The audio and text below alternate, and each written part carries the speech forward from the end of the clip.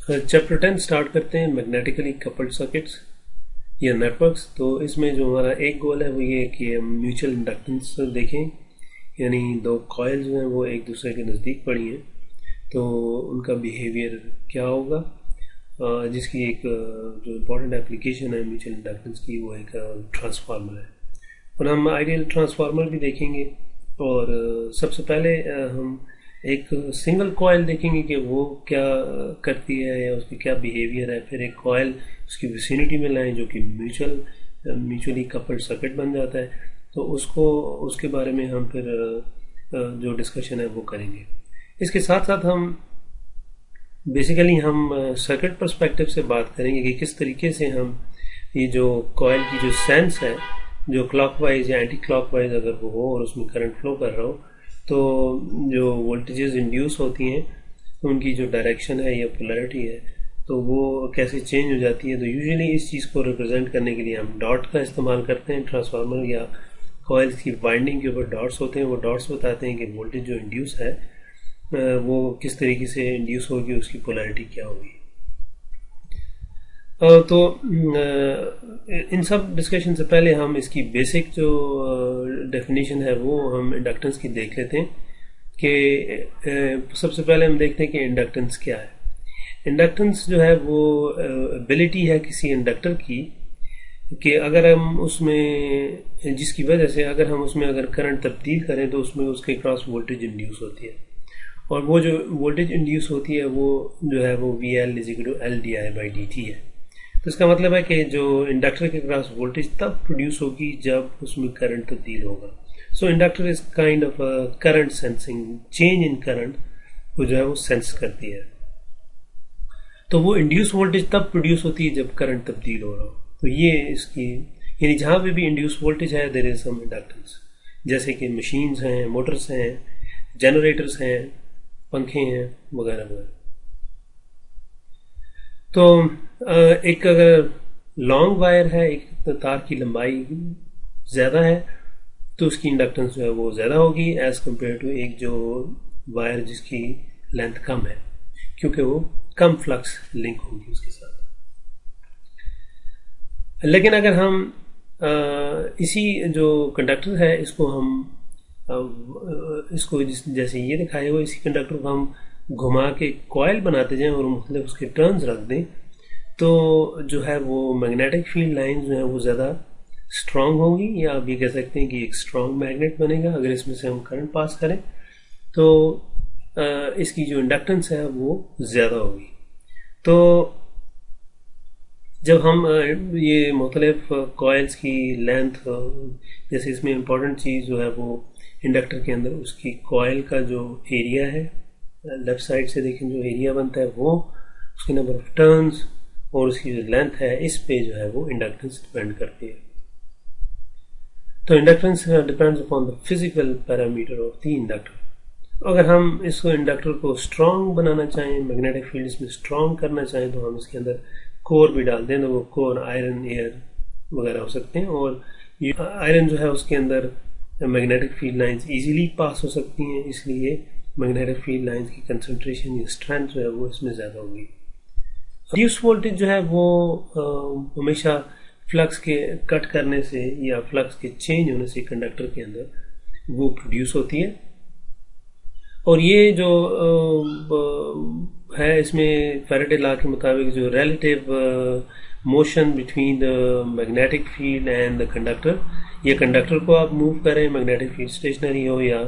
Magnetic field को change करें और कंडक्टर स्टेशनरी हो, दोनों के जरिए यानी रिलेटिव मोशन किसी एक को अगर आप मूव करें तो जो है वो वोल्टेज इंड्यूस होती है। जैसे वोल्टेज को मैग्नेटिक फील्ड को चेंज करने का जो तरीका है वो बजाय इसके कि हम मैग्नेट को रोटेट करें, हम करंट को चेंज करके मैग्नेटिक फील्ड को कम या ज़्यादा कर सकते हैं।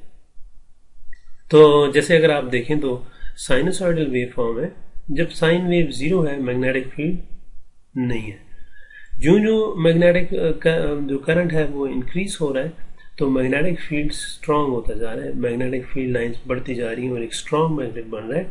सो पॉइंट बी के लिहाज से पॉइंट सी जो है वो उसमें स्ट्रॉन्ग मैग्नेट है।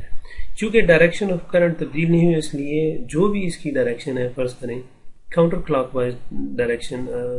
जो है वो उसमें मैग्नेटिक फील्ड अगर जा रहा है या बन रहा है, तो उसकी ये जो काउंटर क्लॉकवाइज है, जब तक इसका मैग्नीट्यूड तब्दील नहीं होगा करंट का, तो इसकी डायरेक्शन तब्दील नहीं होगी। इसका मतलब है कि नॉर्थ साउथ सेम रहेंगे। और राइट हैंड रूल से आप मालूम कर सकते हैं कि ये नॉर्थ साउथ क्या होगा। थंब को अलाइन कर दें करंट की डायरेक्शन में और फिंगर को कर्ल करें, तो वो जो कर्ल है या फिंगर का जो घुमाना है वो आपको बताता है कि डायरेक्शन ऑफ जो मैग्नेटिक फील्ड है वो काउंटर क्लॉकवाइज है या क्लॉकवाइज है। एनी हाउ, जैसे ही सी से आप नीचे गए हैं, सी पॉइंट से आगे आप आगे जा रहे हैं टाइम के अंदर, तो जो करंट है वो कम हो रहा है, तो मैग्नेटिक फील्ड जो है वो इसको इंग्लिश में कहते हैं कोलैप्स कर रहा है। पहले मैग्नेटिक फील्ड एक्सपैंड कर रहा है, ए से सी तक वो एक्सपैंड करेगा और सी पे वो स्ट्रॉन्ग मैग्नेट यानी स्ट्रॉन्गेस्ट जो फील्ड है वो बनेगा या स्ट्रॉन्गेस्ट मैग्नेट बनेगा। और जैसे ही आप सी से डी की तरफ आएंगे तो मैग्नेटिक फील्ड कोलैप्स करेगा, यानी इसका मतलब है कि उसकी मैग्नेटिज्म जो है वो वीक होती जा रही है। और जैसे ही ई पे आएंगे तो मैग्नेटिक फील्ड टोटली कोलैप्स कर जाएगा, यानी बिल्कुल खत्म हो जाएगा। अब जो ही करंट नेगेटिव हुआ तो उसका मतलब यह है कि डायरेक्शन तब्दील हो गई है। अगर किसी वायर में अगर आप देख लें कि डायरेक्शन, जैसे मैं यहाँ पे एक सिंपल वायर के अंदर बना देता हूँ कि अगर करंट की डायरेक्शन राइट लेफ्ट से राइट हो, यानी पॉइंट ए से बी की तरफ करंट जा रहा है, तो थंब अलाइन करें तो जो मैग्नेटिक फील्ड लाइंस हैं तो वो क्लॉकवाइज बनेंगी। तो जो मैग्नेटिक फील्ड लाइंस हैं इस तार की वजह से वो क्लॉकवाइज जो है वो उनकी डायरेक्शन होगी। So it would be in this direction. लेकिन जो ही अगर आप इस करंट की डायरेक्शन नेगेटिव हो जाती है, इसका मतलब है करंट की डायरेक्शन तब्दील हो गई है। अब आप थंब अलाइन करें तो ये जो रोटेशन है, जो फील्ड लाइंस हैं उनकी रोटेशन जो है वो ऊपर से नीचे की तरफ जा रही है। तो इसकी जो फील्ड लाइंस हैं उनकी डायरेक्शन या ओरिएंटेशन जो है वो तब्दील हो जाती है करंट की डायरेक्शन से। तो ये इस तरीके से हम एसी सिग्नल के ज़रिए अगर करंट जो है उसकी वेवफॉर्म साइनसॉइडल हो तो हम मैग्नेटिक फील्ड को चेंज कर सकते हैं। आप देख सकते हैं कि फ्लक्स तब्दील हो रही है और इवन उसका जो पोलैरिटी है यानी नॉर्थ साउथ भी जो यहाँ पे पॉजिटिव हाफ साइकिल में थे वो north south negative half cycle में तब्दील हो गए। अब ये जो इसकी इंडक्टेंस है, इसकी वजह से जो इंडक्टर कोई भी कंडक्टर है तो उसमें वोल्टेज इंड्यूस होती है, तो उसके अपने अंदर ही करंट के फ्लो करने से या फ्लक्स के तब्दील होने से जो है वो जो वोल्टेज इंड्यूस होती है उसको कहते हैं self inductance, which is VL is equal to L di/dt। तो ये जो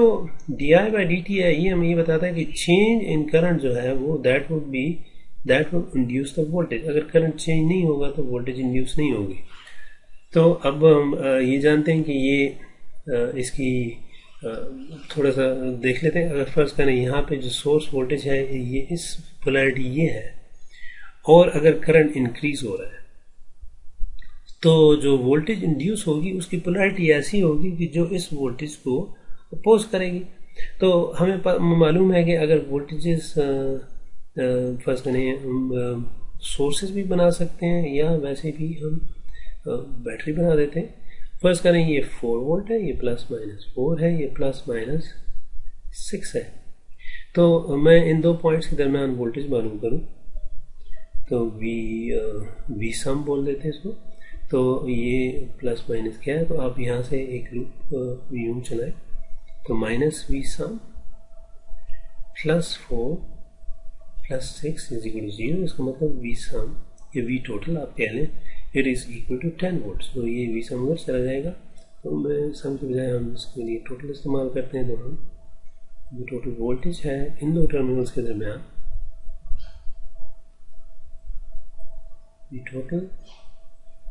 तो इसको अगर मैं इस तरह की ओरिएंटेशन बनाऊं तो एक की पोलैरिटी माइनस प्लस है, यूं बन रही है, और दूसरे की जो पोलैरिटी है वो प्लस टर्मिनल पहले आ रहा है और माइनस टर्मिनल बाद में आ रहा है। तो इस किस्म का अगर पोलैरिटी बन जाती है, यानी इसकी पोलैरिटी प्लस माइनस है, इसकी पोलैरिटी ऑपोजिट हो जाए, इसका मतलब है ये इसको इसके साथ ऐड होगा। लेकिन इसी पॉइंट को मैं यहाँ से आपको एक्सप्लेन करता हूँ कि अगर ये करंट इंक्रीज कर रहा है, so rate of change of current is increasing, तो जो वोल्टेज इंड्यूस होगी इंडक्टर के अंदर VL is equal to di/dt होगी, और ये जो इंड्यूस वोल्टेज जो VL है इस इंडक्टर के क्रॉस, इसकी पोलैरिटी ऐसी होगी कि ये उसको अपोज करेगा, उसकी चेंज को, इंक्रीज हो रहा है तो इंक्रीज को अपोज करेगा, तो इसकी पोलैरिटी प्लस माइनस बनेगी। तो अब आप देख सकते हैं कि अब आप KVL लगाएं तो आपको पता चल जाएगा कि ये जो इंडक्टर की जो वोल्टेज है it is actually opposing the current. तो फर्स्ट करें कि ये अगर 5 वोल्ट है, ये 4.5 वोल्ट है, तो 5 यानी अगर आप देख लें 5 माइनस को, एक छोटा सा इंडक्टर का एक इंटरनल रेजिस्टेंस भी यहाँ पे हम शो करके बता सकते हैं कि जो करंट है 5 माइनस यानी प्लस माइनस यही पोलैरिटी है, तो क्या होता है 5 high potential 5 minus 4.5 divide by R would be the current. तो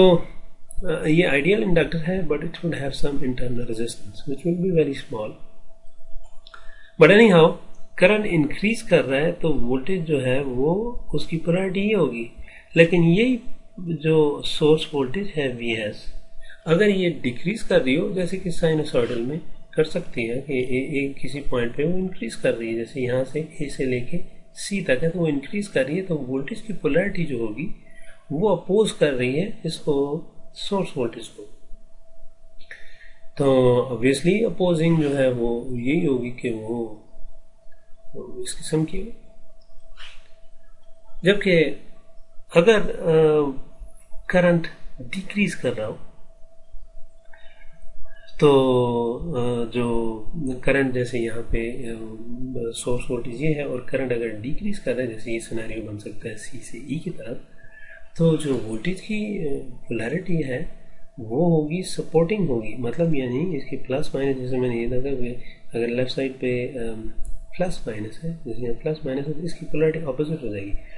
तो और ऑपोजिट होने से दोनों एक दूसरे को सपोर्ट करेंगे। यानी करंट हिट कर रहा है नेगेटिव टर्मिनल पर, तो इसमें भी यहाँ से अगर करंट आ रहा है it is hitting a negative terminal, तो करंट यहाँ पे भी अगर नेगेटिव टर्मिनल को हिट करे, यानी इसका मतलब कि इंड्यूस वोल्टेज की पोलैरिटी ये होगी, तब जाके जो है वो ये इसको सपोर्ट करेगा। तो करंट अगर डिक्रीज हो रहा हो तो इंडक्टर एक्चुअली उसको सपोर्ट करता है, तो जिसकी वजह से जो पोलैरिटी बननी चाहिए उसकी वो पोलैरिटी ऑपोजिट हो जाती है, जैसे कि यहाँ पे दिखाया हुआ है। So in this particular case the voltage induce जो हो रही है वो एक्चुअली सपोर्ट कर रही है VS को, ताकि करंट डिक्रीज ना हो। So in other words in both cases current is opposing, तो इसलिए ये जो VL है जो इंडक्टर के क्रॉस है, इसको बोलते हैं बैक EMF भी बोलते हैं, क्योंकि ये हर दफा बैकवर्ड डायरेक्शन में, यानी उसको उसका उल्टा कर रही है, उसको इंड्यूस्ड EMF भी बोलते हैं। ये काउंटर EMF जो है वो एक्चुअली इस जो ज़्यादा बेहतर वर्ड है वो काउंटर EMF है, कि इसको काउंटर करने के लिए डिक्रीज को ये वोल्टेज पोलैरिटी ऐसी बनाती है कि उसको सपोर्ट करे। तो ऑब्वियसली यहाँ पे पोलैरिटी इसकी ऑपोजिट हो जाएगी। अगर हम इसी चीज़ को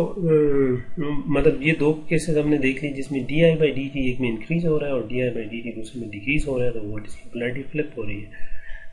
अगर हम इसी को DC दें, ये तो यहाँ पे इसने ये जो नीचे वाली दो डायग्राम है CD वो इसलिए बनाई है कि अगर आप करंट की डायरेक्शन तब्दील कर रहे हैं, जैसे ये नीचे वाली डायरेक्शन है, तो उसमें भी ऑब्वियसली अकॉर्डिंगली वही काम हो रहा है जो ऊपर हो रहा है। तो अगर करंट इंक्रीज हो रहा है तो पोलैरिटी ऐसी होगी कि वो जो सोर्स वोल्टेज है उसको अपोज करेगी, और इसी तरह जैसे फर्ज करें माइनस प्लस कर दें आप, ये माइनस प्लस है सोर्स वोल्टेज, यानी अभी करंट की डायरेक्शन उल्टी हो गई, प्लस से जा रहा है और करंट इंक्रीज हो रहा है, तो इसकी पोलैरिटी ऐसी होगी कि वो अगर उसकी पोलैरिटी में यही माइनस प्लस रख दूँ तो जिसको यहाँ पे देखें करंट जब यहाँ से आ रहा है तो यहाँ पे करंट जो है वो हिट कर रहा है नेगेटिव टर्मिनल को, बट यहाँ पे करंट क्या है हिट कर रहा है पॉजिटिव टर्मिनल को, तो ये इसमें से सब्ट्रैक्ट होगा, जैसे आप यहाँ पे देख सकते हैं, अगर एक प्लस है और यहाँ माइनस लिखते हैं तो ऑब्वियसली सब्ट्रैक्ट होंगे।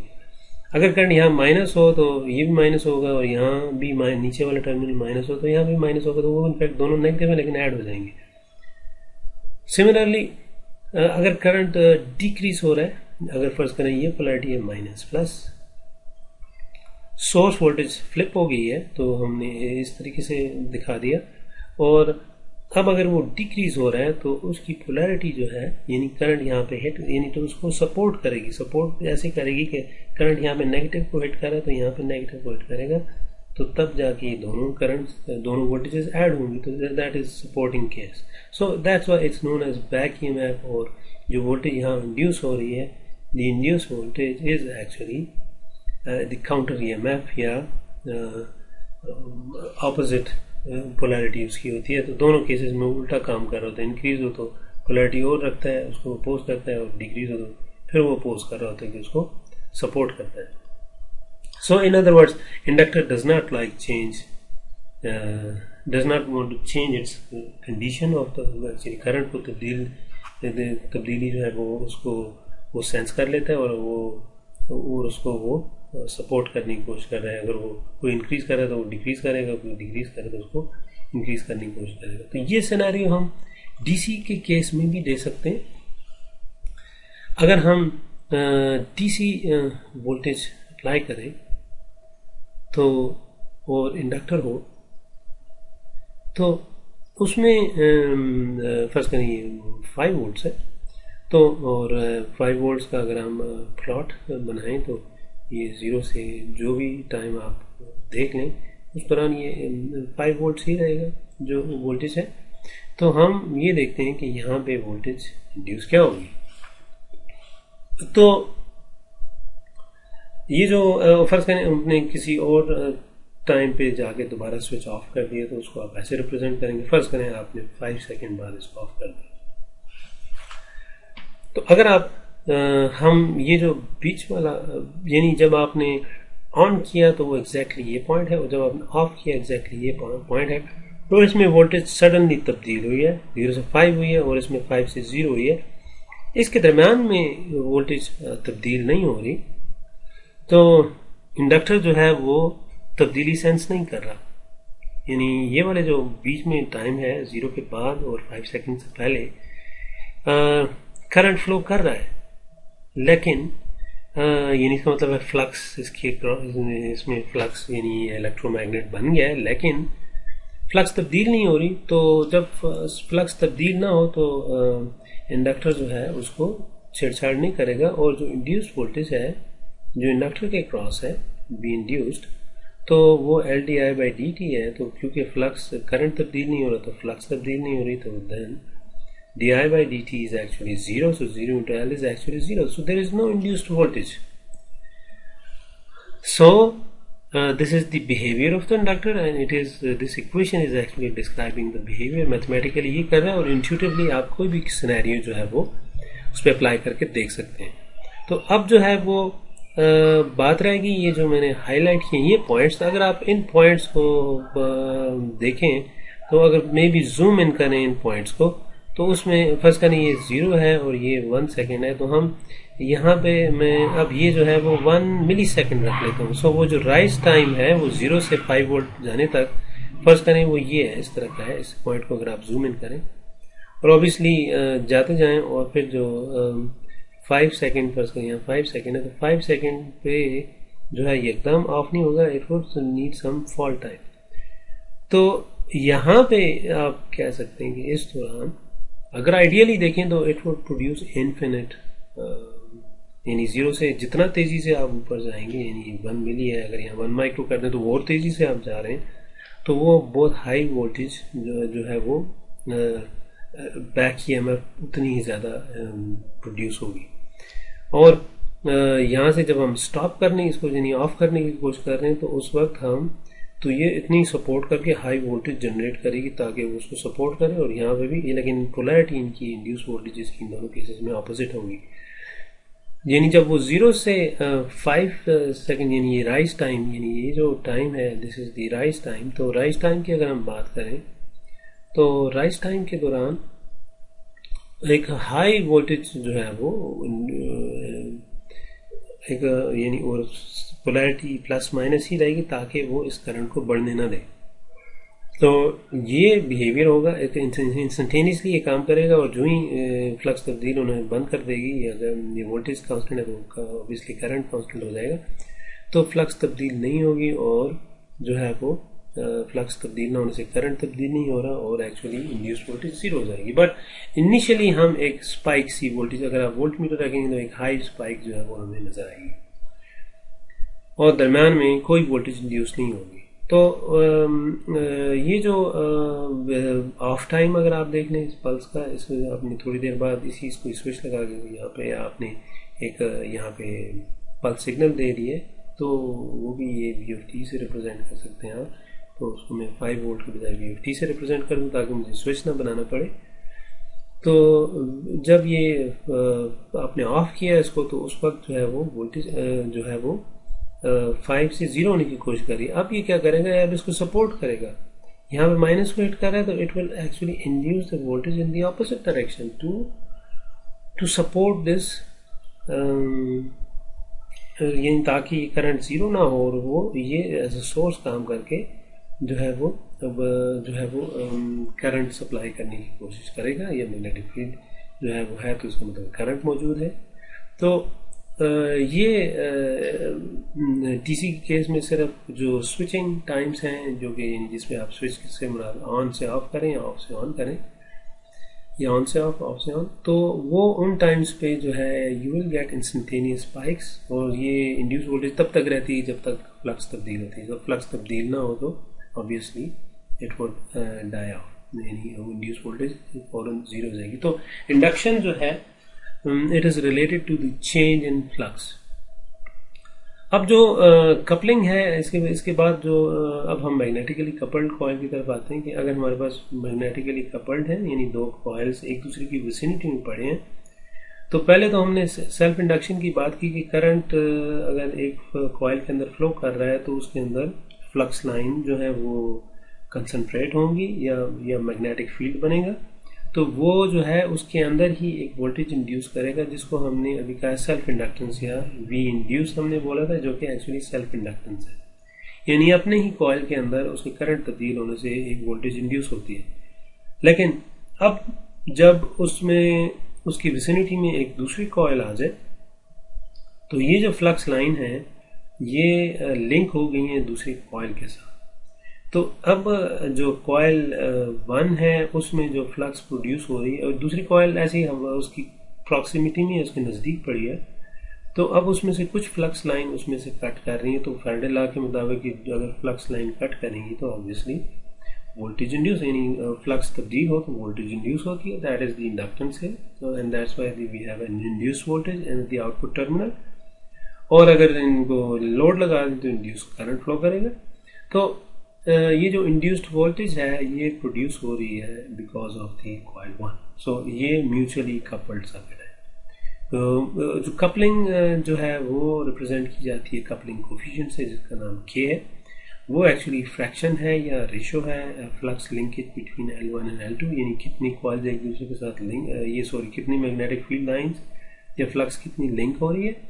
और जो फ्लक्स L1 ने प्रोड्यूस किया उसकी रेशो। तो अगर सारी की सारी लाइंस जो फ्लक्स लाइंस हैं वो सारी की सारी लिंक हो जाए इसके साथ सेकंड कॉइल के साथ, तो फ्लक्स लिंकेज जो है वो flux link between L1 and L2, for example सारी की सारी फ्लक्स लाइन जो है वो L2 में से पास हो जाए तो वो एक्चुअली ये रेशियो जो है वो 1 हो जाएगी, यानी मतलब कि 100% फ्लक्स लाइन यहाँ पे चली गई हैं। लेकिन अगर आप इसको इन कॉइल्स को दूर कर दें एक दूसरे से या टोटली सारी फ्लक्स लाइन लिंक ना हो तो एक्चुअली ये कपलिंग कोफिशिएंट जो है वो लेस देन 1 होगा। तो ये 0 और 1 के दरम्यान इसकी वैल्यूज है। अब ये मतलब उसने दिखाई हुई यहाँ पे एग्जांपल, जैसे आप देख लें कि L1 और L2 कॉइल्स जो है वो एयर के जरिए, ये फर्स्ट नहीं एयर या प्लास्टिक, यहाँ पे इसने लिखा हो कि ये एयर कोर है, यानी तो मतलब कि इतनी दूर एक दूसरे से पड़ी हुई है, फर्स्ट एयर है, तो ज्यादा फ्लक्स लाइन जो L1 या फर्स्ट करें L1 में जो है इसको हमने करंट दिया तो फ्लक्स प्रोड्यूस हुई है, तो उसमें से जो फ्लक्स लाइन जो लिंक हुई है के से मुझे पता चल गया कि 0.1 होने का मतलब है कि 1/10, इसका मतलब है कि एक्चुअली 10% जो फ्लक्स लाइन है जो L1 के अंदर वो लिंक हुई है L2 के अंदर। अगर इन दो कॉइल, ये जो कॉइल्स हैं, इनको हम एक दूसरे के नज़दीक कर दें, जैसे वो थोड़ा सा टाइट एक दूसरे के क्लोज आ गए, तो के इंक्रीज हो गया। तो इसका मतलब है कि 0.3 से मुराद है कि 30% जो है वो फ्लक्स लाइंस जो L1 के अंदर प्रोड्यूस हुई है वो अब L2 के साथ लिंक कर रही है। अगर जैसे कि ट्रांसफार्मर है तो उसमें जैसे एक आयरन कोर जो है इस स्क्वायर फॉर्म में आप देखें तो इसकी प्राइमरी साइड पे जो कॉइल्स हैं वो सेकेंडरी साइड पे कॉइल्स हैं। तो जो फ्लक्स लाइन प्राइमरी कॉइल के अंदर बन रही है तो ऑब्वियसली वो सारी की सारी फ्लक्स लाइन कट कर रही है सेकेंडरी के अंदर। तो यकीनन जो वोल्टेज L1 प्रोड्यूस कर रहा है V1 यानी L1 यानी सेल्फ इंडक्टेंस ऑफ L1, तो वो सारी की सारी जो वोल्टेज है वो सेकेंडरी के अंदर भी उतनी ही वोल्टेज इंड्यूस होगी। तो ये फ्लक्स लिंकेज जो है वो थ्रू आयरन कोर यानी मैग्नेटिक फील्ड लाइंस इसके क्रॉस प्रोड्यूस होंगी, तो वो कोर से जाना ज़्यादा पसंद करेंगी। ये दोनों इलेक्ट्रिकली एक दूसरे के साथ कनेक्टेड नहीं है, लेकिन through flux they are magnetically coupled now and the voltage is induce at the secondary. तो अगर तो ये नंबर ऑफ टर्म्स बराबर हों प्राइमरी के यानी L1 और L2 के, तो जो है वो ये वोल्टेज इंड्यूस जो है वो दोनों की इंड्यूस्ड वोल्टेज VL1 और VL2 वो इक्वल होगी। अगर कॉइल्स जो हैं वो एक दूसरे के 90 डिग्री पड़ी हैं जैसे यहाँ पे हैं, तो इस केस में जो है वो फ्लक्स लाइन लिंक जो है वो लिंकेज एक्चुअली जीरो है, परपेंडिकुलर पड़ी हुई है कोर एक दूसरे से, तो इसलिए यहाँ पे कपलिंग जो है वो एक्चुअली जीरो है।